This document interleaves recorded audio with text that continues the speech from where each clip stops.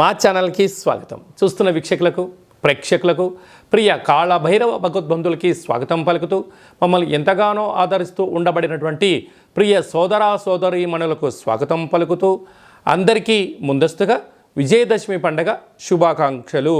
అమ్మవారి యొక్క ఆశీస్సులు ఉంటే మనకు అన్నీ ఉన్నట్లే కనుక అమ్మను స్మరిద్దాం, అమ్మను ధ్యానిద్దాం. ప్రకృతితో మమేకమైనటువంటి అమ్మవారిని శాకాంబరి స్వరూపంలో పూజ చేసుకుందాం. జీవనాన్ని అద్భుతమైన ఆనందకరమైన జీవితానికి స్వాగతం పలుకుదాం.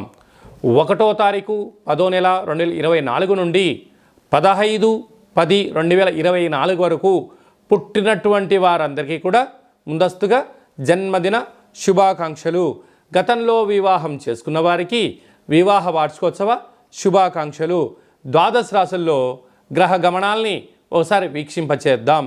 వృషభ రాశిలో దేవగురు బృహస్పతి సంచార స్థితి, విశేషంగా మిథున రాశిలో కుజభగవానుడు సంచార స్థితి, కన్యరాశిలో రవి బుధ కేతు సంచార స్థితి. 3 గ్రహాలు కలిపి బుధాదిత్య రాజయోగం చేత కన్యరాశిలో సంచార స్థితి. తులారాశిలో శుక్ర భగవానుడు స్వక్షేత్ర సంచార స్థితి. కుంభరాశిలో శని భగవానుడు స్వక్షేత్ర తిరోగమన సంచార స్థితి. మీనరాశిలో రాహు సంచార స్థితితో ద్వాదశ రాశుల్లో గ్రహ గమనాలు ఈ విధంగా ఉన్నాయి.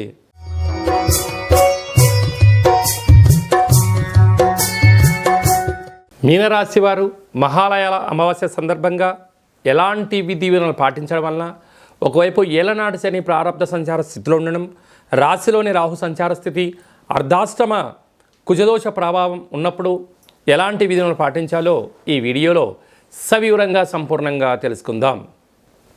మీనరాశిలో ఏ నక్షత్రాలు వస్తాయనగా పూర్వాభాద్ర నక్షత్రంలోని చివరి పాదమైన 4వ పాదము, ఉత్తరాభాద్ర నక్షత్రంలోని 4 పాదాలు, రేవతి నక్షత్రంలోని 4 పాదాలు కలిపితే మీనరాశి అవ్వడం జరుగుతుంది.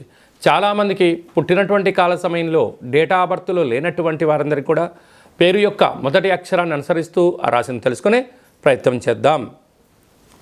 డి, దుమ్, షం, ఝా, ధా, దే, దో, చా, చి అక్షరాల వారందరూ కూడా మీనరాశి జాతకులే.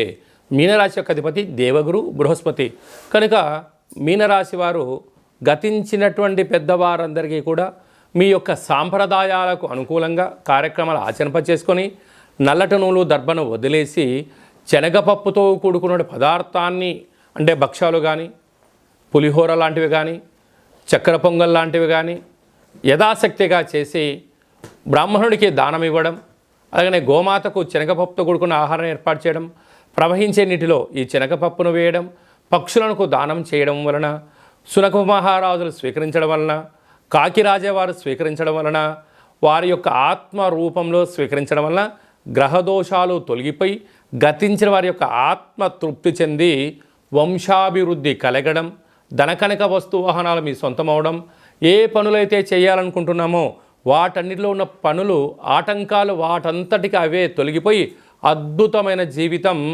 మీనరాశి వారి సొంతం అవుతుందని చెప్పి గమనించగలగాలి. అదే కాకుండా రాశిలోనే రాహు, తృతీయంలో గురువు, అర్ధాష్టమ కుజుడు, సప్తమంలో రవి బుధ కేతు సంచార స్థితి, అష్టమంలో శుక్రుడు, వ్యయంలో శని భగవానుడు. అంటే వీలైనంత వరకు ఎక్కువ గ్రహాలు కూడా అనుకూలించే పరిస్థితి లేవు.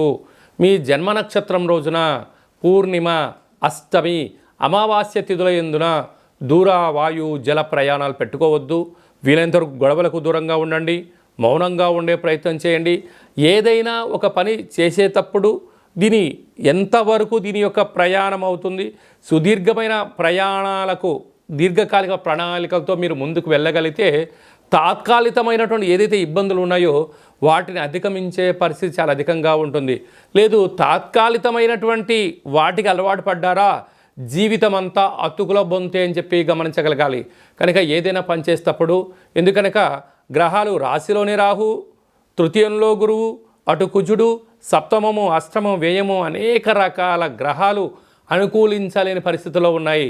చెయ్యని కారణాల చేత మనోవేదన అనేక రకాలుగా ఇబ్బందికి గురవుతున్నాయి. కనుక ఇలాంటి కాల సమయంలో బ్రాహ్మణుడు, గోమాత, పక్షిరాజ, సునకపురాజ పితృదేవతల యొక్క ఆశీస్సులు పొందగలిగి మౌనం, ధ్యానం, ఏకాగ్రత, ఆరోగ్యాన్ని కాపాడుకోగలిగితే రాబోయే కాల మంచి భవిష్యత్తు.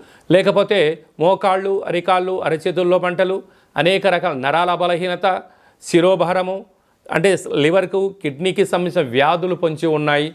తస్మాత్ జాగ్రత్త.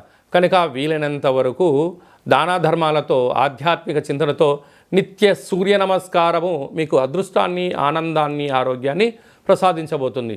కనుక సాఫ్ట్వేర్ ఉద్యోగస్తులు, హార్డ్వేర్ ఉద్యోగస్తులు, సినిమా రంగంలో ఉండబడిన వారు, యూట్యూబ్, వాట్సాప్, ఫేస్బుక్లో క్రియేటివిటీ రంగాలుగా ఉండబడిన వారు, సేవా రంగాలు, హోటల్ వ్యాపారస్తులకి మంచి కాలం ఉంది. కాకపోతే శుచి, శుభ్రత, సమయం, నిబద్ధత ఉండబడిన వారు మాత్రమే మీనరాశి వారు సొంతం అవుతారు అని చెప్పి గమనించాలి.